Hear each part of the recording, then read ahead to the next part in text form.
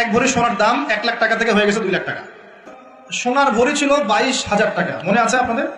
হ্যাঁ, 22 থেকে 24-25 হাজার টাকা ভরি ছিল। এখন সোনার ভরি কত? 1 লাখ টাকা 80,000 টাকা। আচ্ছা, এখন এখন মনে করেন, বুঝেন, ভালো করে বুঝেন, মনে করেন এখন আমি 1 লাখ টাকা দিয়ে এক ভরি সোনা কিনলাম। ঠিক আছে, বুঝতে পারতেছেন? 1 লাখ টাকা দিয়ে এক ভরি সোনা কিনলাম, কিনে আমি সোনাটাকে রেখে দিলাম আমার স্ত্রীর কাছে, যে তুমি এটা রাখো, তোমার কাছে রেখে দাও, 4-5 বছর 10 বছর রেখে দাও। আর আপনি 1 লাখ টাকা দিয়ে সোনা কেনেন নাই, আপনি 1 লাখ টাকাটা 1 লাখ টাকাই রেখে দিচ্ছেন। ঠিক আছে, দুজন ব্যক্তি, একজন, আমি একটু বোকা মানুষ, এই জন্য আমি কি করছি, 1 লাখ টাকা দিয়ে 1 ভরি সোনা কিনে বাসায় রেখে দিচ্ছি, আমার স্ত্রীর কাছে আছে মনে করেন। এখন আপনি অনেক চালাক মানুষ, আপনি মনে করেছেন না এগুলোর দরকার নাই, তা আমি 1 লাখ টাকা ক্যাশই রেখে দিই। এখন 10 বছর পর আপনারটা বের করবো, আমারটা বের করবো।